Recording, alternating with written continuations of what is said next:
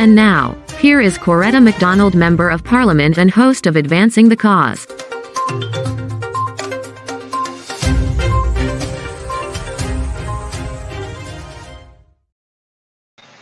Well, hello, good evening to you, and I'm happy to have you here. Those of you who are watching us from right here, those of you who are watching us from afar, a pleasant evening to you.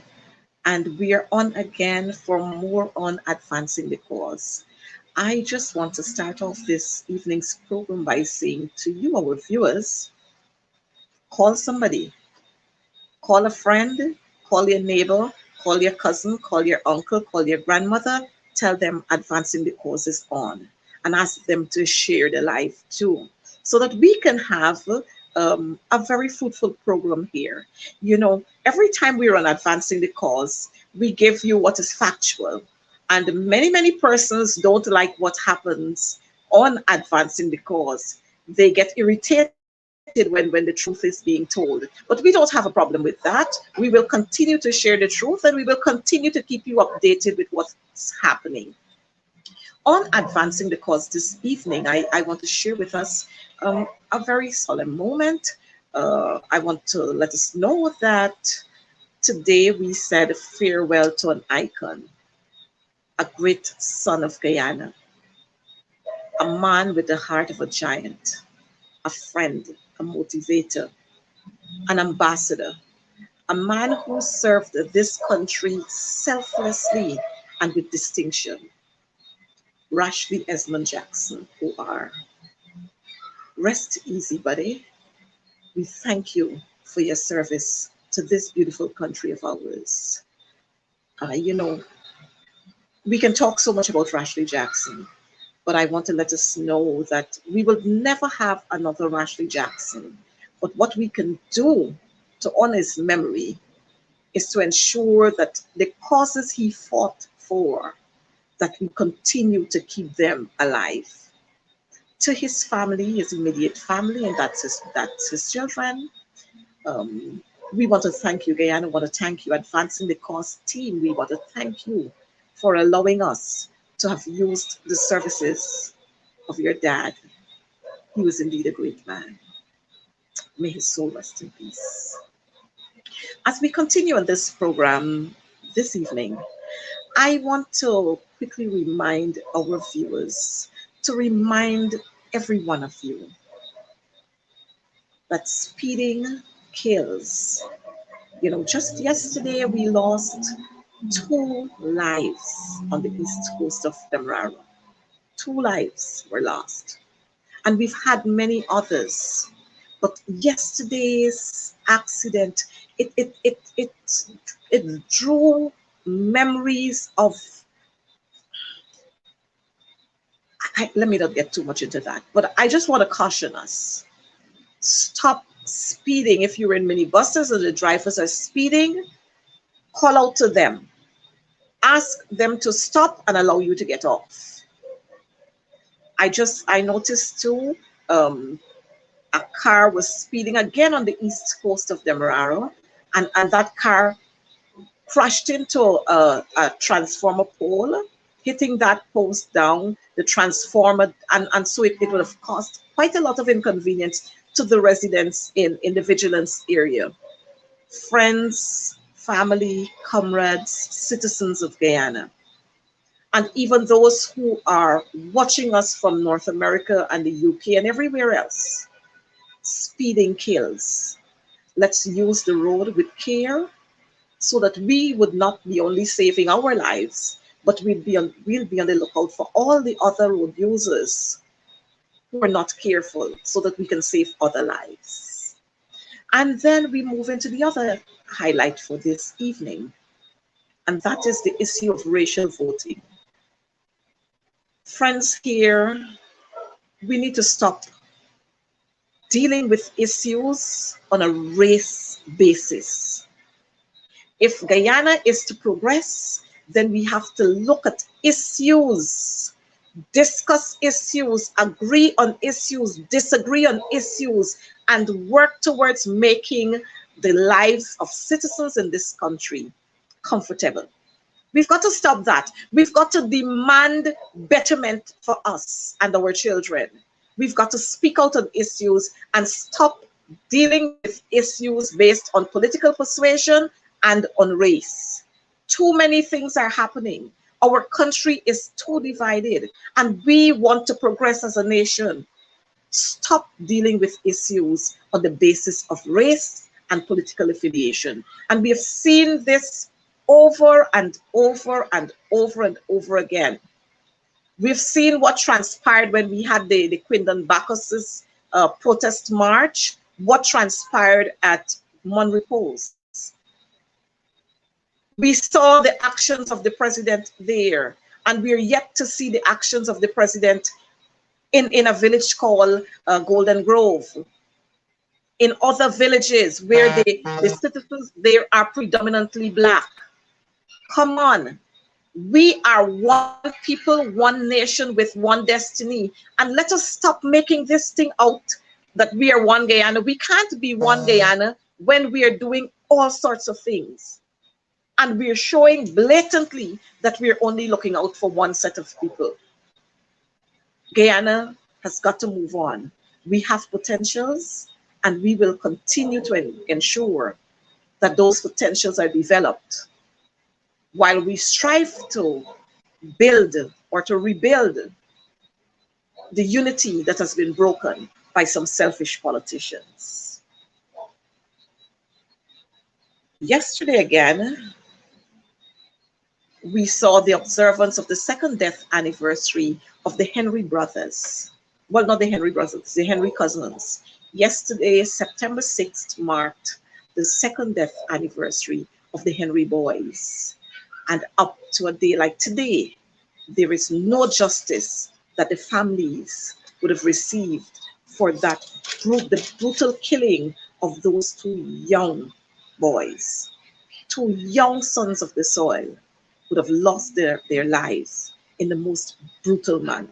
But this evening, we really want to talk about education. And you know, this month we are celebrating Education Month as well as Amerindian Heritage Month. And so to my Amerindian brothers and sisters, happy Heritage Month. I do look forward to sharing in some of the festivities and to have some of the good food that you usually have. And so I'll be tapping into some of the places I usually tap into. But this is your month, and every month is your month. But this month especially, do enjoy, and let's be more in tune with some more of your culture and the contributions that you will continue to make for this beautiful land, or towards this beautiful land of ours. So we're going to be talking about education. We're going to be talking about what's happening in the education sector, the kinds of improvements we want us to have, and what we want to see happening with regards to the education practitioners and the buildings in which they perform their duties. And to help me do that, we are going to have the Honorable Natasha Singh Lewis, who would be joining us in a few. But before she comes in to join us, before she comes in, we are going to have an ad. Operative, you have that ad there. Could we have that one playing very quickly, which would be a special activity that we are having tomorrow. And so let's have that one before we bring on the Honorable Natasha Singh Lewis.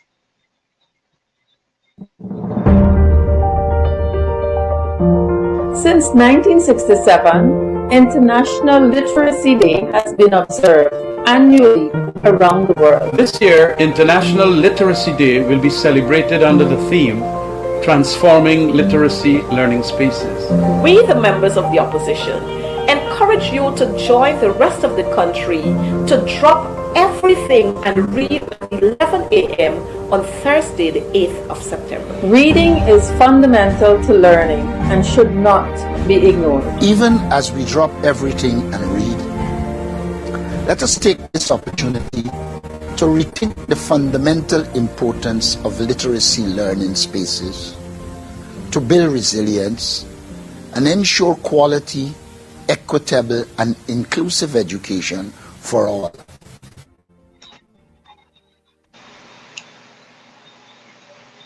Right. And so we had there that little ad talking about Literacy Day, International Literacy Day, which would be celebrated tomorrow. Tomorrow we're celebrating International Literacy Day. And what a way to encourage every single one of us to drop whatever we're doing at 11 o'clock and read something. Read to a child, read out loud, read to some of your friends. Just drop everything and read at 11 o'clock tomorrow. You know, they say knowledge is power, and we can only gain that power if we read. So I'm going to encourage you on behalf of the opposition of this country, on behalf of the coalition parties, I want to encourage you to drop everything and read. Honorable Natasha Singh Lewis is going to be joining us, and she's going to quickly give us a comment on this. The Honorable Natasha Singh Lewis, my favorite lady, it's always a pleasure to have you on Advancing the Cause. Good night and welcome again. Good evening to you, Coretta Mcdonald. I feel special being welcome here. I feel like I'm a co-host on Advancing the Cause. Okay. Myself and Coretta Ferguson had fun a few Wednesdays ago on Advancing the Cause. And I can tell you, one of the things I really appreciate about Advancing the Cause is the interaction of your viewers in the comment section. Your viewers are very interactive, and you have a sense of how they feel about the content that you're delivering. And so I want to say a very good evening to all of your viewers this evening. I see some of our Building Bridges viewers there too. So welcome and thank you.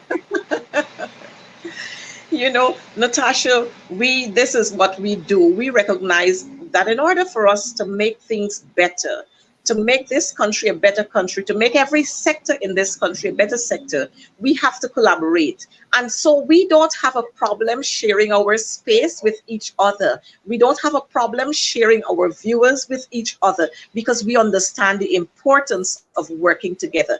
But Natasha, tomorrow is International Literacy Day, and so the world is going to be celebrating that. And of course, we here in Guyana can't be left behind. We have to be in tune with what's happening. And I noticed you were featured very prominently in that that little video that we showed there. How important do you think reading is? I mean, it might sound like a silly question, but how important do you think reading is to the development of one's ability to do whatever, So, Coretta, that's an excellent question.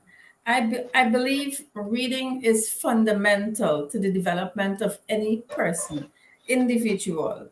I believe that reading is your gateway to higher education or to pursuing your path in life. I believe the role of parents in their children upbringing as it relates to reading is absolutely important. And we are asking as a country, as a nation, you would have seen that little ad there, a short 30 seconds ad done by the opposition on the Ministry of Education website. It is that serious. We have recognized that reading is not for one set of people. We have recognized the importance of reading and the development of every single Guyanese. And so we have decided to join hands together and re-emphasize the importance of reading. And so I am really happy. I've seen some comments on the video on the Ministry of Education website, but that says a lot to our nation. that when we are given an opportunity, we're always ready and able and willing to participate. And if it is as small as a 30 seconds ad to encourage the nation to read, we want to say to you that reading is fundamental to every human being's development. And so we should take that opportunity to do that. It might look like a very small thing to do tomorrow. I've seen teachers issuing statements to parents at 11 to drop what you're doing and read with your children for 5 to 10 minutes. We would say 15 minutes if you can, but don't let that be tomorrow at 11 alone. Let that be a part of what you do as an activity with your child. I was told at a very young age that you read to a child from the time the child is conceived in the mother's womb. And that child becomes an excellent reader when he enters the world and as he develops. And that's something that I encourage all of you. It doesn't have to be a masterpiece. You can pick up the newspapers and read. You can hold a child in your arms and you can read the textbooks that are given to them at nursery. Read a story, but read something with the child. It encourages the child to develop the habit of reading. The habit of reading takes a child to a different place in their life developmentally. And so, folks, take it tomorrow at 11. Make that time. 5 to 15 minutes. Take that time and read with a child. Yes, and so I wanted to say a little more than this, Honorable Natasha St. Louis, that as an opposition party, we see reading as being important. We see collaboration as being very, very important. And so while we would have seen our partners on the other side boycotting events that they were invited to when the coalition was in government, or anything else that we have that we invite them to, they are boycotting it. We are showing that we are the more matured set of people. Reading is important, literacy is important. And so when we got the invitation from the Minister of Education, regardless of all that is happening, we jumped at this because we recognize that it's important and we need to collaborate. We need to say to not only our supporters, but to citizens across this country. Hence the reason for you being able to view that 30-minute promotion or ad or reminder, whatever you want to call it, that we collaborated with the ministry to have that being done. As a matter of fact, I'm not sure if I'm going to be letting the cat out of the bag, but that's okay. The leader of the opposition and some of his MPs are going to be reading with students, and they're going to be reading tomorrow at 11 o'clock. And I'm saying this because I want us to understand, not because we're not government of the day, that we don't see these things as being important. We value all of these events as being important. Amerindian Heritage Month, Education Month, Literacy Day, Cancer Awareness Day, all of these issues we value as being important, and we collaborate on them. So viewers, I hope that tomorrow you're going to join us at 11 o'clock. Join us at 11 o'clock and let's read. You can read for 2 minutes, you can read for 5 minutes, you can read for 10 minutes, but let's read something at 11 o'clock. Natasha, we're moving on from that. It's Education Month, and we've seen the commencement of the new school term. New school year, brand new academic school year. We've seen the pupils moving from nursery schools into primary school, into grade 1. We don't have the grade 6 yet moving over to the secondary school into grade 7, but we've seen movements in every class across the sector. So at the nursery, we have new intakes. We have grade one, year ones. In the primaries, we have grade ones. In the secondary, outside of the grade 7, we have the previous grade 7 going to grade 8 and grade 8 to grade 9 and 9 to 10, you know, and we've seen so many movements. But yet, with all of these movements, some of the fundamental things that we expected to see, we did not see them happening. I know the operator is queuing up some of those photographs that we have there. Like everything else, when we talk about a brand new year, we expect some old, some new. We patch up the old ones and make them look new again. And we expect that when we go out there, we are going out there refreshed, re-energized, re-motivated, reactivated, everything all in one. And excited to go out there as teachers and as pupils or students to learn more and to share with your colleagues and to share with your peers what you would have done during the August vacation, and you're all excited to be in your new classes. But it's quite amazing that we have not seen that same kind of enthusiasm coming from departments of education and departments of education across this country and regional regional democratic councils across this country. We've not seen that enthusiasm. Your take on that while the operator is queuing up those pictures? I have to tell you that not this one yet, operator, not this one yet. Continue, sorry. I have to tell you that what I have seen so far, and I've seen classrooms in almost every region of this country, where persons sends their photograph of their classrooms and they tell you what is happening. I have been receiving messages over the weekend before school opens. So I know on Monday morning, if I'm receiving messages on Saturday and Sunday, I know on Monday morning those situations will be the same as reported over the weekend. Now, it is important for us to understand the bigger picture. It is important for us to note what is happening. And it is important for us to be fair in our judgment. I have seen comments that when these photographs were posted of classrooms that are being cleaned on Monday morning, classrooms that cannot accommodate student learning. I have seen dilapidated steps and gutters and sheds.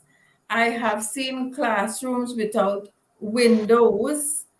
I mean, that is really not safe. I have seen classrooms across this country that are unsafe for our students and in particular our teachers. You know, we ask the teachers to go back to school to do face-to-face. We understand that there was COVID, the schools were locked down, but after 2 years, we cannot accept that as an excuse. We know that schools will be closed on the first week of July and school will open on the first week of September. We know these things. And, you know, I was having a conversation because I tend to want to lean on the side of teachers ever so often because I've been in the education system and I know that many times they are disadvantaged when the education officials, they just throw the blame on the schools. But I have been told time and time again, as recent as yesterday, Ms. Lewis, there is a procedure in the school that when something goes wrong, the head teacher immediately writes to the Department of Education. And they don't do that because they want to complain. They do that to protect their children, they do that to protect their teachers, and they do that to protect themselves. Because if something is wrong and they don't report it, it works against them.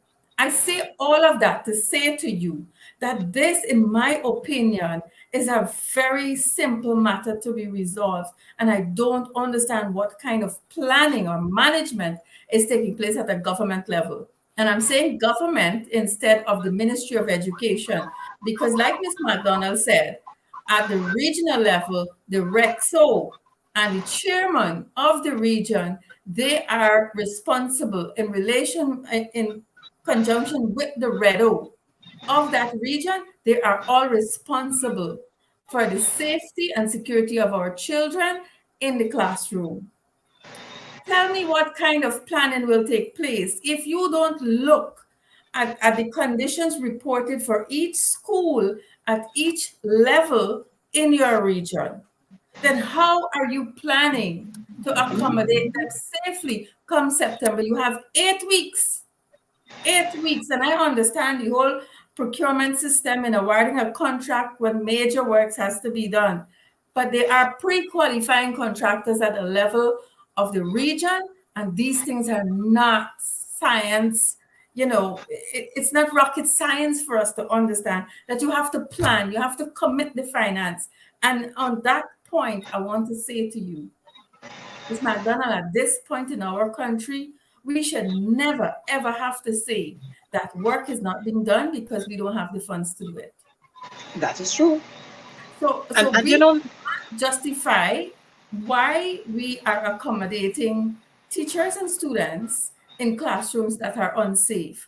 I've seen a video from the president of the Ghana Teachers Union advising teachers that is not their responsibility to clean a classroom, to fix repair work in a classroom so that you can accommodate your students. I've seen that. And I join with him. Teachers and students should not be placed at risk. Who is going to take care of any medical that should come into play should anything happen to one of them? Teacher or student? Natasha, I'm happy that you're mentioning the issues that you've mentioned. One, that of the coordination that we're supposed to be having with the Ministry of Local Government, who controls they control the RDCs, and the Ministry of Education. There seemed to be some breakaway there, because if we were coordinating, then both of us, both ministers, would have been talking to each other, saying, look, we have, and let me say this, the schools that have been listed for renovations, it did not happen last week. They were not listed last week. They were not listed the week before. These were identified a while ago.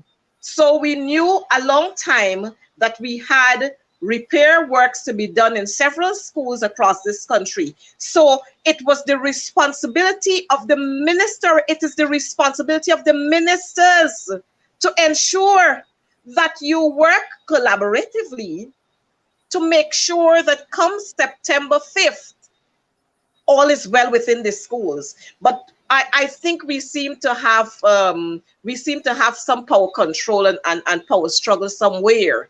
And in the end, what is happening is that our children, our teachers, they're the ones, and our parents, we can't leave them out, they're the ones who are suffering for the inaction or non-action of senior government functionaries. And you know what is disgusting? What is disgusting is the fact that these very two ministers, they find time to abuse out everybody on social media, on Facebook. That's what they do.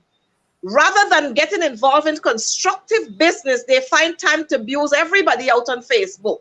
But they're neglecting their responsibility. They're neglecting, they stood there and they took an oath, but yet they're not doing what they ought to do.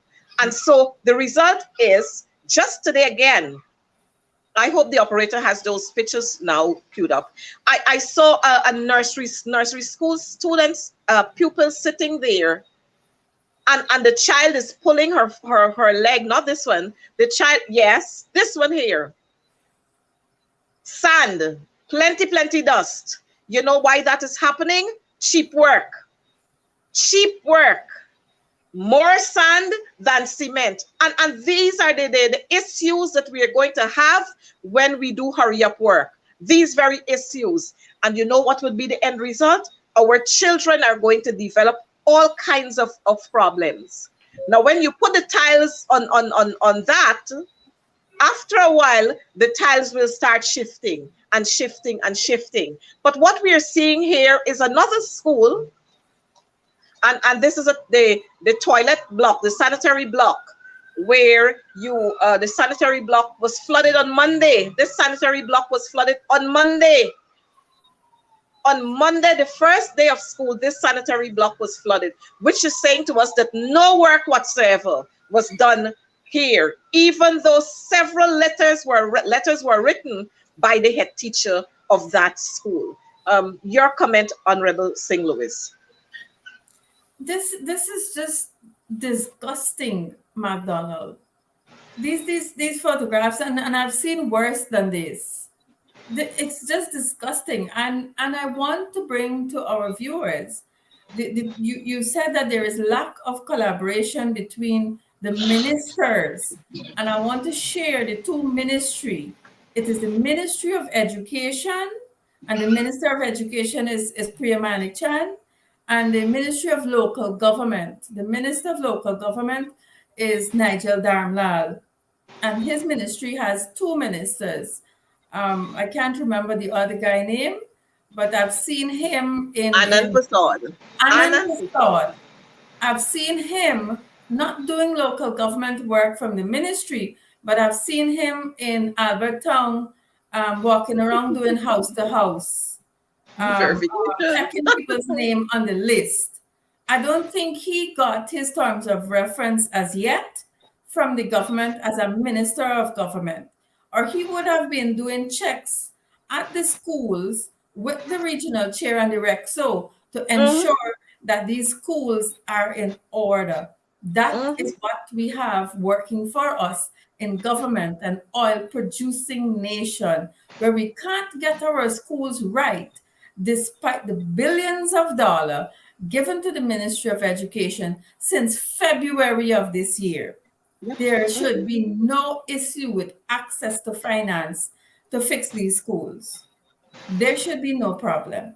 But what we have seen for all the months, 2 years, what we have seen is mismanagement, incompetence, discrimination.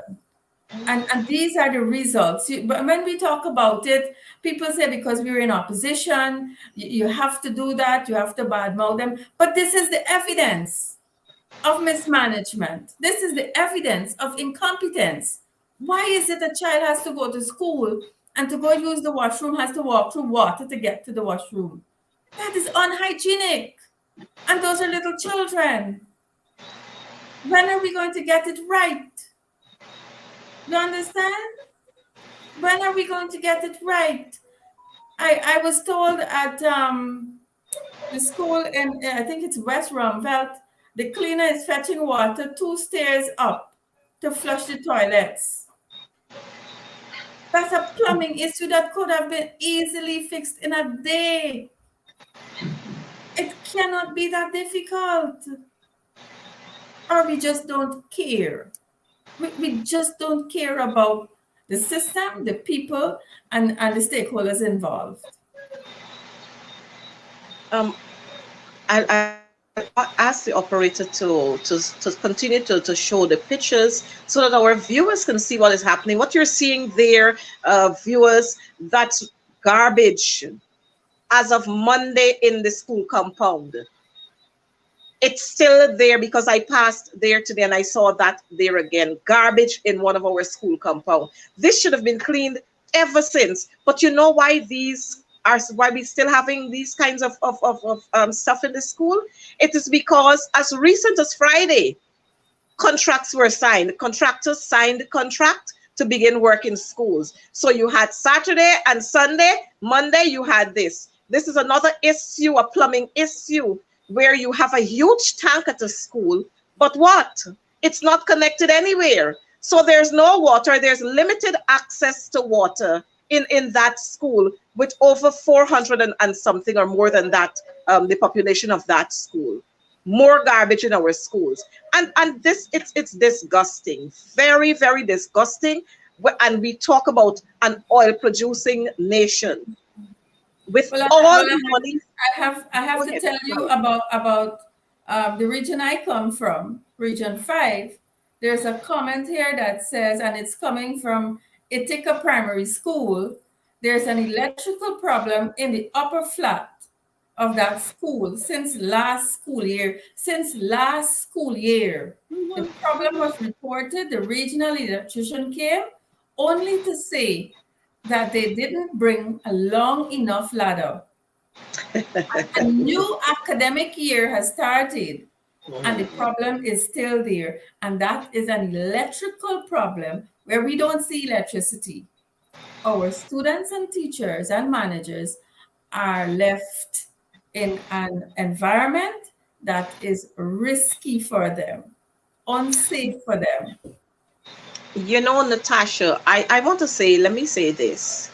In spite of all of these conditions that are prevailing and that teachers have to work under and students have to endure, our teachers continue to give of their best. They are dedicated and committed to this job of teaching, to this profession. And as a result of that, you see the scores we get when our CSEC results are out, when our CAPE results are out, when our grade 6 assessment results are out. We see the works of our teachers. And I want to take this opportunity to say thank you. Heartfelt thank you to our teachers across this country. You continue to make us proud, even though you have not received your clothing allowance, even though you have not received any promotions because of the absence of the Teaching Service Commission. You continue to work, you continue to work selflessly to ensure that our nation's children are engaged all the time, and that you continue to instill in them the right attitudes and right values, and to develop their potentials so that they can become future leaders of this country. Teachers, we thank you. Parents, we thank you too. But the thing is, Natasha, we got to change the status quo. We got to change it. Yeah. Absolutely. And I want to join with you, Ms. McDonald, in wishing our students all the very best. Congratulations to all of you. Whether you've gotten 27 subjects, you've gotten 10 subjects, or you've gotten 5 subjects. Some of you got 3 subjects. Some of you didn't get all your subjects in grade 1, but you know you made an effort. And congratulations to you. And like I said Monday last on Building Bridges, I joined with the union in asking that our teachers be given consideration like all other sectors, the agriculture sector. So the farmers had their money, Gaisuku workers got money, but the teachers and the nurses and so on, they continue every single day to go to work without any recognition, without any assistance in doing what they have to do. And so I say to them, carry on, do what you have to do. The time is near, change is gonna come, and we will have to work with all of you to build this nation. Let's continue to work. I want to also say on the issue of subjects, I've had 2 complaints so far of parents demoralizing their children because they were disappointed with their grades. I know of one parent who actually beat the child because she was disappointed in the grades that she saw. And my heart poured out. I have dedicated tomorrow to go and visit. It's out of my region, but I'm going to go and visit with that parent, because I can understand that you have made a significant contribution. You dedicated time, effort, and resources into your child. and you were disappointed. But just imagine how disappointed that child is, given they try their best and that's their ability. We have to be better than just beating children because it didn't turn out the way we wanted. All of our fingers are not equal, and some of us can do well, like 27 subjects with all the SBAs and everything, and some of us will do well with our hands. And so we must appreciate that God didn't make us all the same way. And so for those of you who are parents, I am begging you to be more considerate of your child's ability. I am so concerned that we've come out of COVID and we have not been able to give our teachers any psychosocial support. We have not been able to give our teenagers any psychosocial support, but we've gone straight back into the system with a brand new With academic year, with monkeypox, Natasha, with monkeypox. and we pretend as if society is normal, and we just forget the damages done to our psyche in the last 2 years, and we pretend that the teachers are perfect and they will continue as if everything is all right. It is not all right. And so a little bit of empathy on the part of the teachers, on the part of parents, on the part of the head teacher, the Department of Education, a little bit of empathy will go a far way as we continue to move the system. Operator, could we ask you to play that ad again while as we continue to remind our viewers, our parents, everyone to drop everything and read at 11 o'clock tomorrow?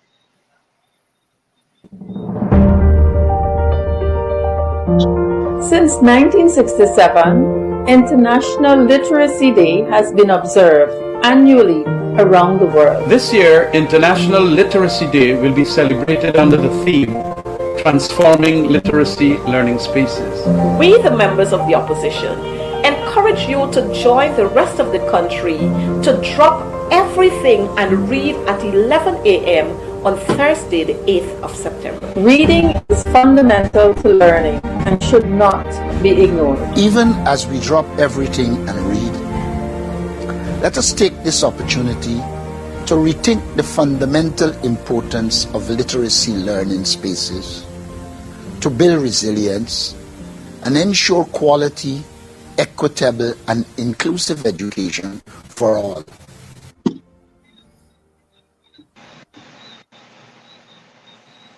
Thank you. Again, let us drop everything and read. Let us drop everything at 11 o'clock and read.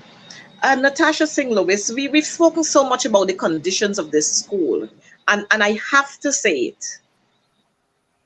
Minister Manik Chand should go. Minister Dharmlal should go, because it seems as if the future generation of this country, that they are not important. It seems as if our children are not important. But you know what I find? Gosh.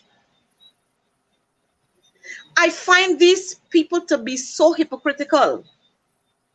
And that's what I can't take. You see them bounced up all over the place with and they're brass, and they're boasting about the 27 subjects and how well we've done and so on. But what did you put into that? What did they put into that? A whole lot of misery. And we have got to call these people out. All of them, they run around the place and they want to give bouquets here and bouquets there and all kinds of things and to make the big announcement. But what are you doing in terms of molding our children? What are you doing? What are you doing to assist our teachers? You have schools where teachers are crying out. New term, new school year has started with a new term, and they can't have materials.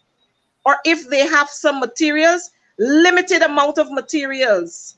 I remember a school in the hinterland, the head teacher there was saying to me, Miss, we got 1 bottle of bleach, 2 bottles of Bright Bold, 2 bottles of Fabuloso disinfectant.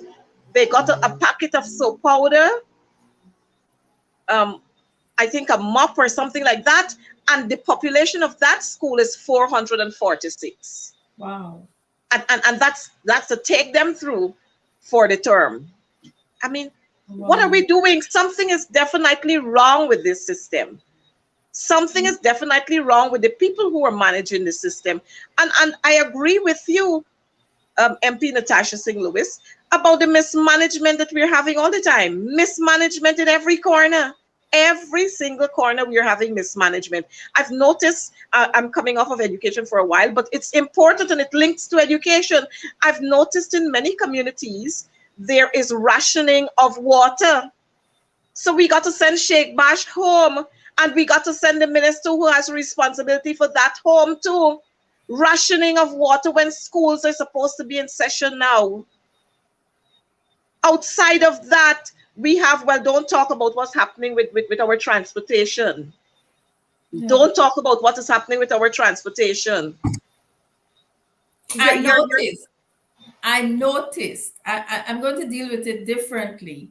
I noticed the Minister of Education making a post with somebody's comment this afternoon.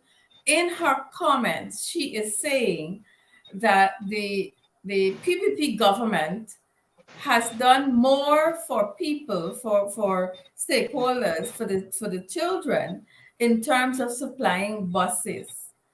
Now, I can't use a bad word, but that is a lot of nonsense. And people must get that right. It is nonsense. This is the fact.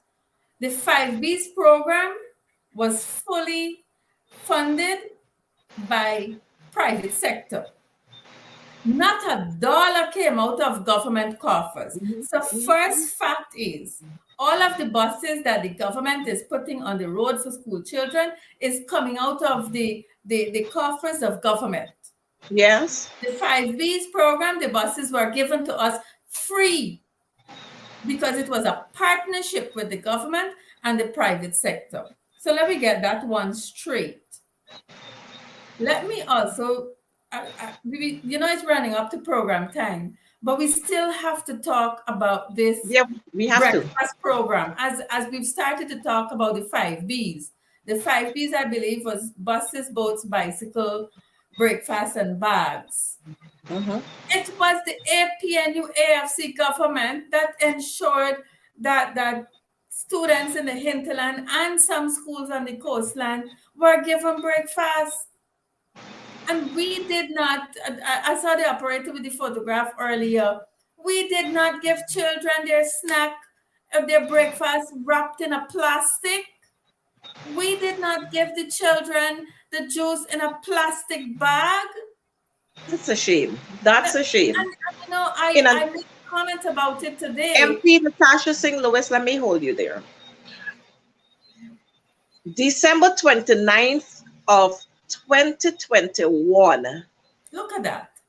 There was an uproar in Parliament, and that uproar was caused because we, the members of the opposition, and the citizens all across this country, including the private sector, felt that we hadn't enough time to pass that Natural Resources Fund.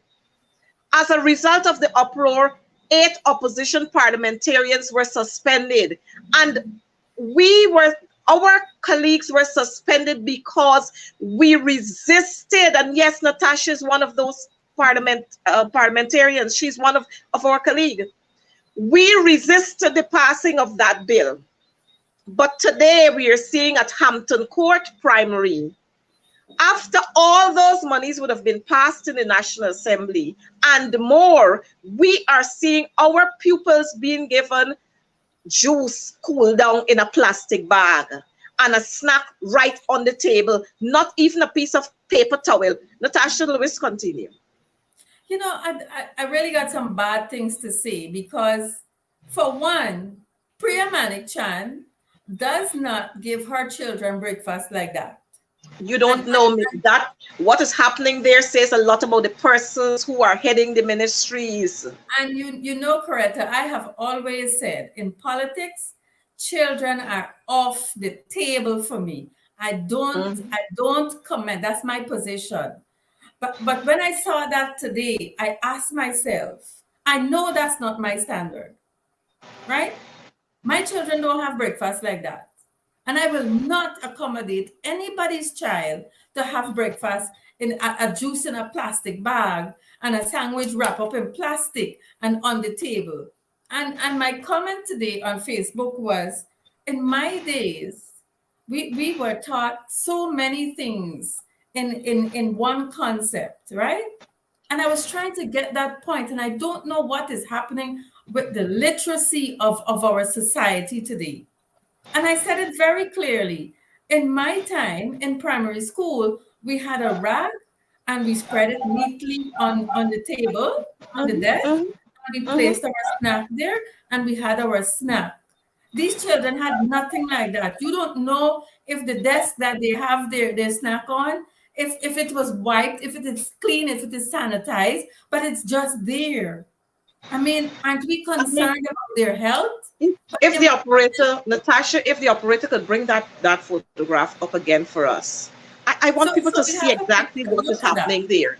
And this is not saying to us that where they are, that space that they're occupying is an area that was prepared for them to do that. That space there is the classroom. So after you would have been writing and you did your work for the morning session, or when it was the afternoon, it would have been the morning session. You were probably dismissed, and this is what you were given. Now, I don't want to blame the persons who are presenting the stuff there. I think I'm seeing maybe a student there just doing the distribution. I don't want to blame them. Persons will give what they are given.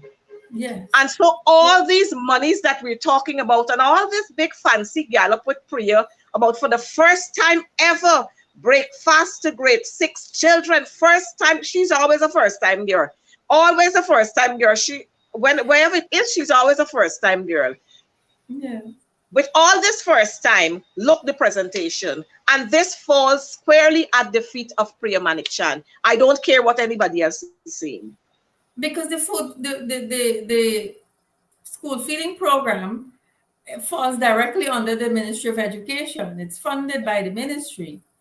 But you know, an interesting comment, Adam Harris commented on my post today. And he said, Natasha, aren't we supposed to be teaching these children etiquette? I remember that's one of the concepts. While you have your snack, the teacher ensured that you wash your hands. The teacher ensured that you spread your rag. And so while it just happens to be snack time, you are learning so many things. They form our values in school. School is an extension of home. They spend almost 8 hours there. So what mommy and daddy did not teach you, the teacher in the classroom is left to do that. Everything we do is an opportunity to teach our children the right thing, the better way. That cannot be the better way to have breakfast. It cannot be. And you know, I managed the comments on this post today, and some people are saying that, oh God, what else the government got to do for please are you? Just do it right. Just do it right. If it is the contract that you have to renegotiate and word it properly so that the children are given a little bit of respect in the food that they're given, put that in there. It's like we don't care, as Adam Harris says, hey, take them. We don't care. You know, we have to earn the respect of this young generation, and then they will grow up respecting others because we made the best decision for them now. And you know what? This is Essequibo. This is Essequibo, where the PPP gets most of their votes. This is Region 2. And that's how they're treating their people. Imagine. It's horrible to say that. To say that the least, but if they're not taking care of their support base, do you think they will take care of a base that doesn't support them? No way. Well, you know, Natasha, this is our children should never be subjected to that. Well, Natasha, you know, this is what we've been saying all along, that the PPP only want to use you at elections time. After that, they are back to friends, family, and favorites. That's who they care. That's only who they care about. They don't care about anybody else. But while we are going on about this here, it goes to show how these people are two-mouthed and two-sided.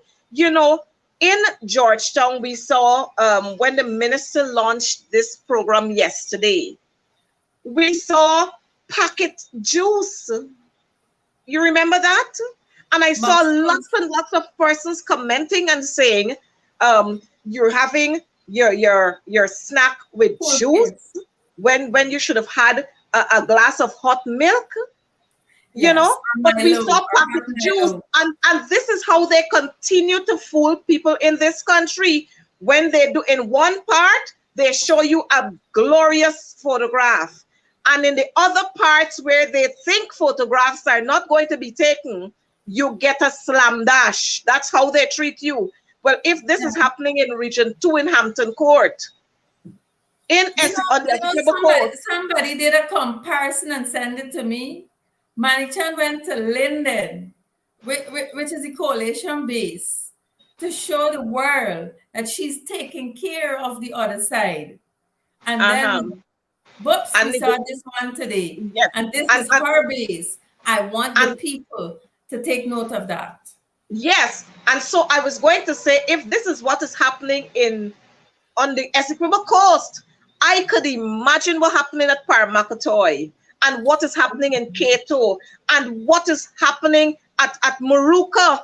I could imagine what is happening there. Because you know what? All the big fanfare that you displayed in Linden, because you know there are going to be cameras all around there to catch you. You think that they don't have cameras, but I want the folks to know. Let me put you on alert that our people got sense. Yeah. And they understand that lots and lots of monies are plugged into this school feeding business, and they are going to continue to expose you, because we've said it before and I'm going to say it again. It's a whole lot of corruption, it's a whole lot of thieving, it's a whole lot of ciphering off, and they're doing that to the detriment of our children. They stand in the National Assembly and make glorious statements. They stand in their offices or sit in their offices and make glorious statements and always want to cuss out the opposition and the coalition. But this, I'm happy that we are seeing what is happening in our school system. Where are we with our education? Natasha, very quickly, I got some info this afternoon, some added info this afternoon. And again, I'm wondering whether we want to churn out quality or we want to churn out quantity. Here is it. We have between 3,000 to 4,000 trainee teachers who are enrolled at CPC, I guess, across the country, and they're working online. The complaints we are receiving from many of these trainee teachers are, one, lecturers are logging in, they put work there for you to do, and they disappear. One of the complaints. Second complaints, very often you don't have these same lecturers to explain to the students. They don't have anybody to explain to them what they have to do, so they're at a loss. Third complaint, third concern I got from some folks is that students are absent from schools, but then particular students, calls are being made for particular students to be given scores when they don't present work. Calls are made. One complaint I got this afternoon said, at the last graduation, a student missed an entire semester, but that student was given marks, 75% score she was given, and she was allowed to graduate. Where are we? Now, I don't want to blame our lecturers too much. I don't want to blame them, but I'm going to throw some blame on them as well. But the thing is, when you continue to pay lecturers, what is it, $1,000 an hour, might be less than that an hour to teach, you can't get the best from them. While some would stretch themselves, you would not get the best from a whole lot of them. And so I'm not going to blame them. I am going to blame the system who don't see the importance of people's labor. Again, where are we? We're not hearing any sound from you, Natasha. No sound. Sorry. I can only address that from a system perspective. And I can tell you that quality will always be preferred over quantity. Quantity is fine, but we understand that every time you raise the bar, you raise the number, whatever your product is, every time you increase that number, the quality diminishes. In such an instance, the Cyril Potter College of Education is supposed to have a quality assurance mechanism internally, because there exists, CPC is considered a post-secondary institution because they offer, I think it's an associate degree. Yes. Right? And that's what defines you. Your level of offering defines you where you are. The external agency to ensure that things like that don't happen in the college is the National Accreditation Council. That council is a semi-autonomous agency reporting to the Ministry of Education. Here again, there must be a coordinating mechanism between the minister, the external agency, and the college. If you want to have better performing teachers, qualified teachers, teachers who are able to deliver as you expect them to deliver, then the process has to be verified. And there's an entire process called the review of the teaching and learning process, in which you have qualified people go through the system. I can tell you if those complaints are accurate, that there is no quality assurance system internally at the college. And I can tell you that we have moved from our normal mode of delivery at the college to online. Now that's a whole different ballgame by itself that needs an entirely independent quality assurance system to ensure that what you say you're going to do actually happens and you have quality teachers as your output. It's as simple as that. There's no rocket science. But ask them, where are they? Ask them where they're with that system. And you see, another 2-3 years, we're going to have the product of this mismanagement in our school system. Yep. And at that point in time, Coretta, at no point in time should the teachers who are students now, should they be made to be blamed. I was just going to say that. No, not at all. They are good. Students are going to be students. Whether they are teachers, they're at a master's level, they are going to be students, and we know what happens. But the system should be so robust that as soon as something happens, it's reported, it's fixed. And I've seen Will Campbell said at the beginning of the term, teachers, if your job becomes the thing that pays your bill, and you don't have a love for it anymore, walk away. Because teachers do what they do because of the love of it. And I understand that teachers are the most underpaid and unrecognized servants we have in this country, and we have to do a lot more. But understand that it's not okay to pass through a broken system and be a shining star. That's 1 in a million. This is something that the college itself needs to address. They have the ability to address it. Natasha Singh Lewis and viewers, I'm reading here comments that are sent to me. This is a lecturer addressing me here. She says, Miss McDonald, we, the lecturers, are committed to what we do. We want to work, but we don't have the tools with which we can work. And we try to do as far as possible what we can do. So you see what we're saying? The people are willing to work, Even though they are being underpaid, they are willing to work, but they're not being provided with the tools. She went on further to say, and if you talk up too much, because some of us are on contracts, they will pull your contracts. Yeah. Apartheid system. Yeah. Apartheid state we're in. And you notice how much we're getting out of this. I'm also seeing here where another person has messaged me to say, Miss McDonald, well, you're here, nothing yet. Imagine home economics is being done via Zoom. Wow, where are we? Where are we? I'm hoping Priya Manik-Chan listening to this program, you know. I'm hoping that she's I know she does. I know I she am watches. really hoping that she's listening and that changes are going to be made immediately.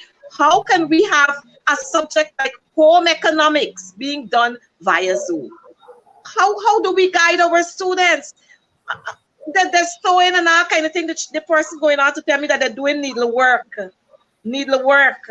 How you know they're doing the right stitch? How you know it's not somebody do it for them and they come in here and the student? I'm not saying, you know, that our trainee teachers are dishonest, but you have to be there with them. There are certain things that we can't do online. Priya, if you're watching, girl, just make the changes. If you don't know how, ask, and we are going to help you. Put away your pride, because what we are doing here, what we're attempting to do here is to offer recommendations and to offer solutions so that our trainee teachers, when they would have graduated, they are going to be the best. And as they continue in the profession, they are going to climb to higher heights. And we're not churning out numbers, we are churning out quality. That's what we're churning out. And I know Priya's got an obsession with numbers. Oh, we are training 5,000 teachers. Oh, we are training 3,000 teachers. And this year, the college has enrolled the largest, not largest batch of, and you can do nonsense to mess these people up. These people have approached the college because they want to be of relevance. They want to be important. They want to impart, to develop first themselves and then to be able to impart it to our students and our pupils. Don't fail them. Don't fail them at all. For this education month, let's use the entire month to make the necessary changes we have to make in one, our teacher training, two, with what is happening in our schools. We don't want to see cool down plastic bags with juice. We don't want to see that. That's for when they're buying it on the roadside, not in the schools. That's not the kind of quality that we want to display. And if that's what you want to you're comfortable with, I mean, I feel bad, because you know what? These pictures are going all over the world, and teachers from other territories are asking, Coretta, is this the same thing that we saw yesterday? They will ask me that. So let's take a pause, as one of my colleagues would say, marsh breaks. Rethink our strategies, and if you can't do it properly, my grandmother would say, if you can't do something and do it properly, don't do it at all. So if you can't distribute and share these meals, whether it's hot or cold or lukewarm meals, properly, don't do it. We don't want cool down plastic bags in our schools, because you know what we're teaching our children? It's okay to have cool down plastic bags. Let's teach them properly. Yeah. And here is where incidental teaching would take place, because when they see you present their snacks properly, they go home and they talk about it. But when they don't see anything, they see the regular things happening, it doesn't impact them at all. Our education sector is an important sector, and we're the ones who make the changes. We're the ones who create the professions. And if we want to have proper chefs, then we got to start teaching them the right things in school. If we want to have dedicated and committed nurses and policemen and teachers and doctors and so on, we have to teach them the right things in school. Don't be like some of the people who do that. Mavis Shaw said, the confusion is the coalition has set a high standard in education. So it's very difficult to continue the progress and keep up at that standard. I want to believe Mabel is true, you know, because we never did that. And that's why I'm saying if Priya needs help, Dr. Nicolette Henry is around. She can offer the help to you. And there are so many others around who can offer the help to you. One of the complaints we've been getting too, Natasha, is that many of our education officers, they're being told to stand down, stand down, stand down. Many of them have been redesignated from their positions, and they're placed in other positions where they're not even relevant, because they're the ones who are qualified and they know how to do stuff, but they have been redesignated based on so-called political affiliation. They've been redesignated because you can't control them. They've been redesignated because in some instances they don't look like you. Where are we?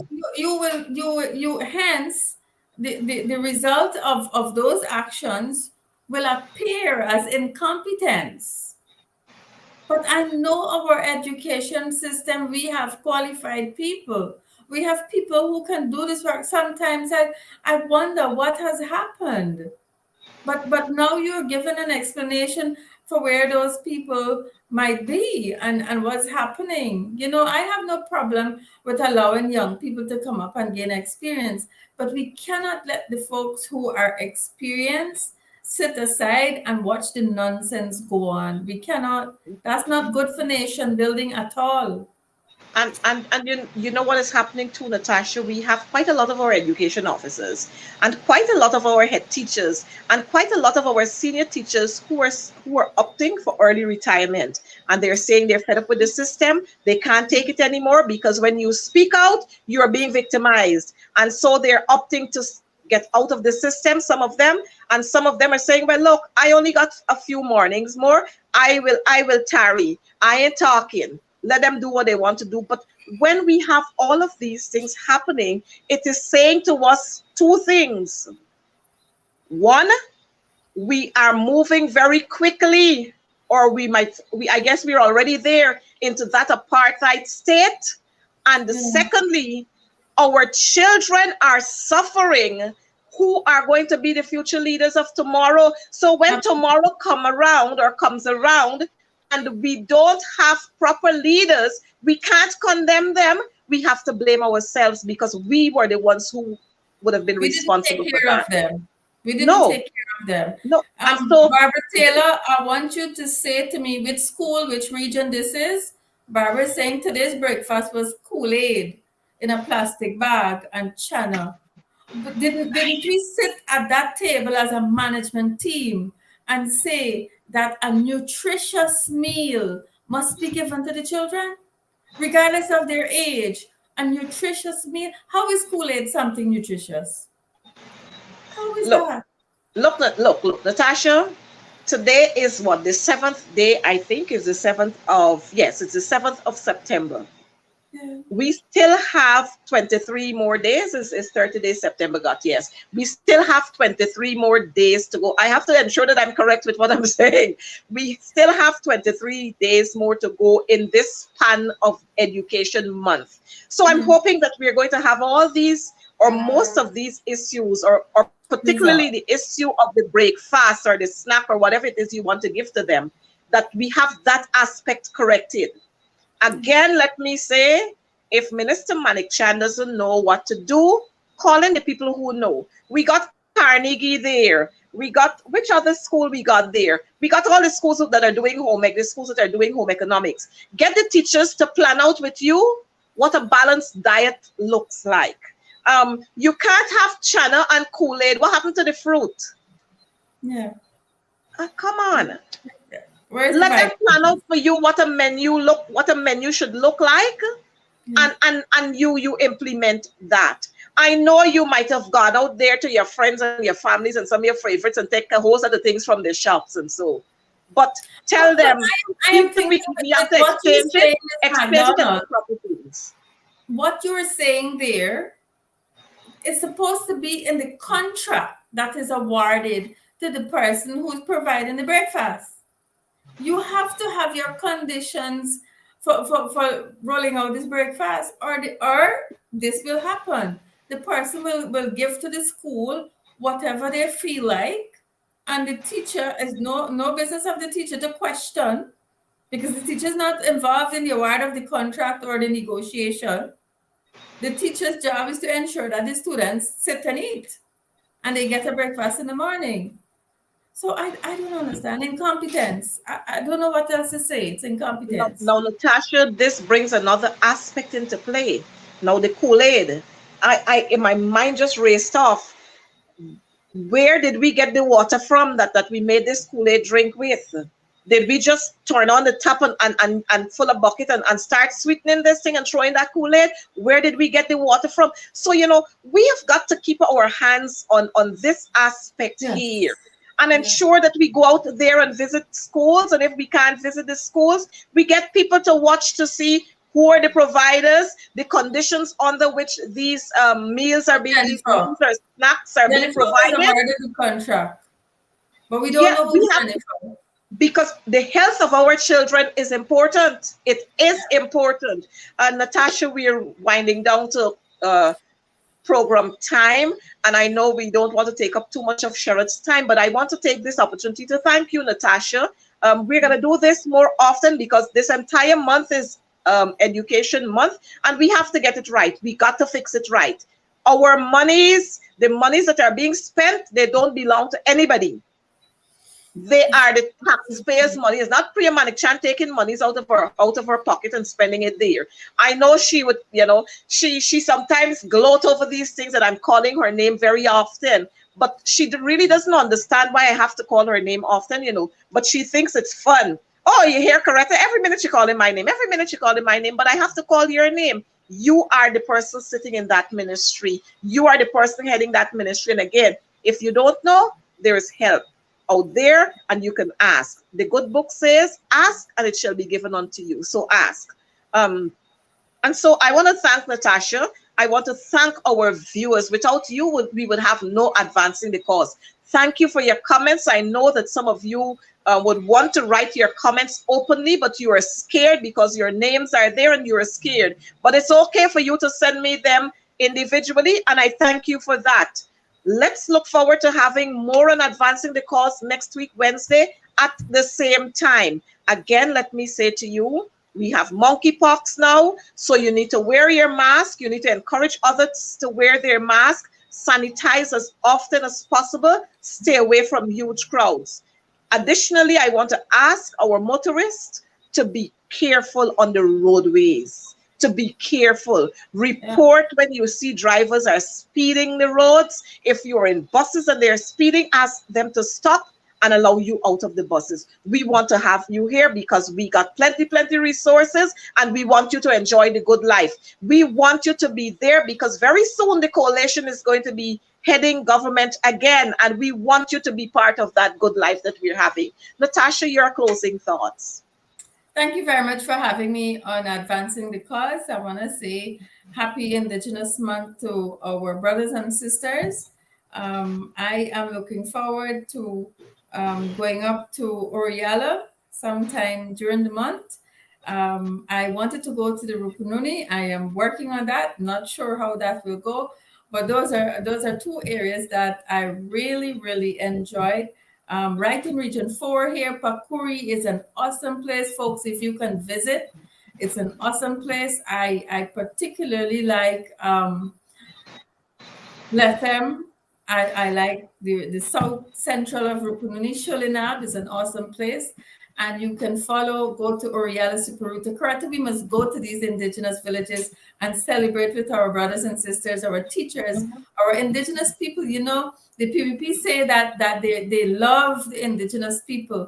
But you go this week and ask them how they're doing in school with the resources, with their the condition of their school, and then you will judge for yourself. So, folks, it's a whole month of activities for Heritage Month. I don't partake in the Paiwari, but I really do like going out and meeting with the people and talking to them, and I will do some of that. Thank you for having me on Advancing the Cause. And once again, thank you all for being here with us. Operator, if you can play that 30-second ad for us to take us out of the show, we'd be very happy. But folks, see you again next Wednesday. It was a joy to having you on Advancing the Cause. Again, I forgot to express birthday wishes to all those who would have celebrated birthdays. Happy birthdays to you. May God continue to bless you. For those of us who are grieving the loss of loved ones, our sincere and heartfelt condolences to you. And again, we trust that God is going to grant you the comfort that you need even at this time. We see you next week again. Operator?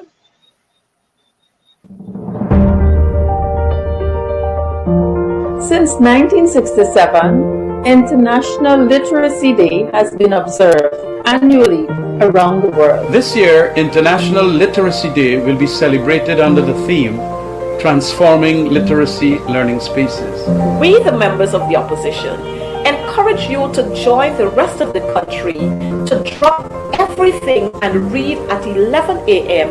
on Thursday, the 8th of September. Reading is fundamental to learning and should not be ignored. Even as we drop everything and read, let us take this opportunity to rethink the fundamental importance of literacy learning spaces, to build resilience and ensure quality, equitable and inclusive education for all.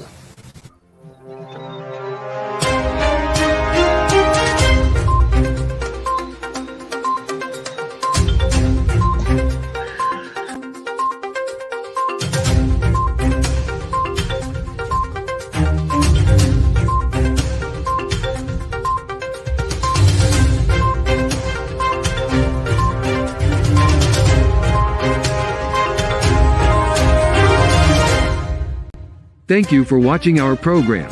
See you right back here, same place, same time. And remember, hold the line of battle, comrades. Our victory is sure.